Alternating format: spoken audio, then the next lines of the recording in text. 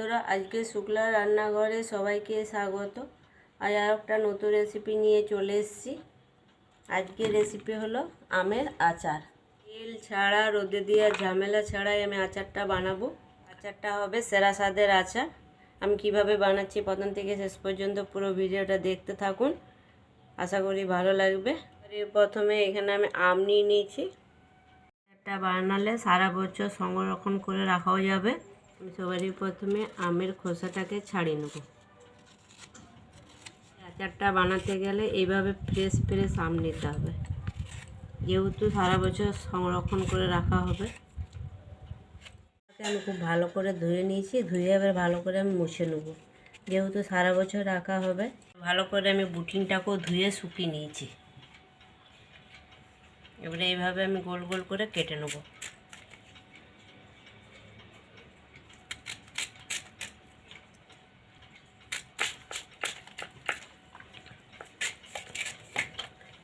এইভাবে একটু, যখন আমের ভেতরটা একটু আঠিটা শক্ত হবে সেইভাবে নিলে বেশ ভালো হবে, আচারটা দেখতেও সুন্দর লাগবে। এই যে বীজটাকে আমি বের করে দিচ্ছি, রেখে দিচ্ছি। এইভাবে আমি সমস্ত আমগুলো কেটে নেব। কেটে নিয়েছি, না মোটা না পাতলা। আমার কাটা হয়ে গেছে। আপনারা যে পরিমাণে বানাতে চান সেই পরিমাণে আম নেবেন।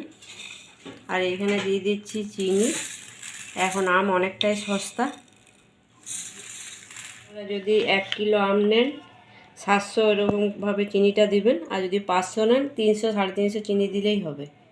তবে এটা মিষ্টি একটু বেশি দিতে হবে, আম অনুযায়ী, আম যেরকমভাবে টক মিষ্টি থাকবে। এখানে দিয়ে দিচ্ছি অল্প একটু নুন। মানে আম নেবেন সেই পরিমাণে আপনারা চিনিটা দিবেন। যদি 1 কিলো আম নেন তাহলে 700-র মতো চিনি দিতে হবে, 700 গ্রামের মতো। আর যদি 500 নেন ওই 300 350-র মতো চিনি দিলেই হয়ে যাবে, যেহেতু আম টক মিষ্টি দেখে নিতে হবে। আর দিয়ে দিচ্ছি 2 ছিপি ভিনিগার।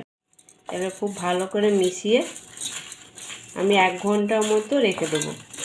আচারের জন্য মশলা করে নেব। এখানে দিয়েছি ধনে, 5 ফোড়ন, জিরে, 2টো লঙ্কা, শুকনো লঙ্কা। এগুলো হালকা করে আমি একটু ভেজে নেব। যেহেতু খুব কম মশলায় আচারটা করব, তাই মশলার পরিমাণটা খুবই কম। মশলাটা আমার ভাজা হয়ে গেছে, হালকা কালারটাও চেঞ্জ হয়ে গেছে। এর মশলাটাকে আমি হামালদিস্তার মধ্যে নিয়ে নেবো। হামালদিস্তাতে করে গুঁড়ো করে নেবো, তবে খুব বেশি গুঁড়ো করব না, একটু দানা দানা করে গুঁড়োটা করব। এদিকে আমটা আমার 1 ঘন্টার মতো রাখা হয়ে গেল। আমটা থেকে কতটা জল বেরিয়েছে, চিনিটা পুরো গলে জল হয়ে গেছে।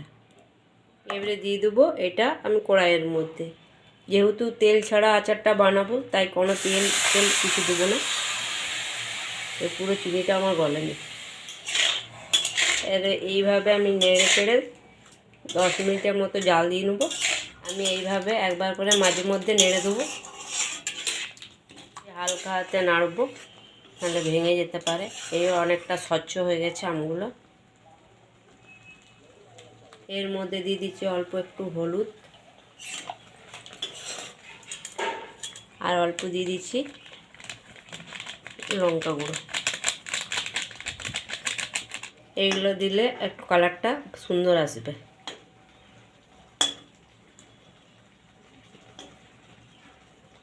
আমগুলো স্বচ্ছ হয়ে গেছে, দেখতেও সুন্দর লাগছে। তবে এর থেকে আমি আর বেশি জাল দেবো না, নাহলে চিনিটা শক্ত হয়ে যাবে। এইভাবেই নামাবো। আর ঠান্ডা হলে তো পুরোটাই শুকিয়ে যাবে। দিয়ে দিচ্ছি যে মশলাটা ভেজে রেখেছিলাম, মশলাটা দিয়ে দিচ্ছি। এবার আমি গ্যাসটা বন্ধ করে দেবো, আর এইভাবেই নামাচ্ছি।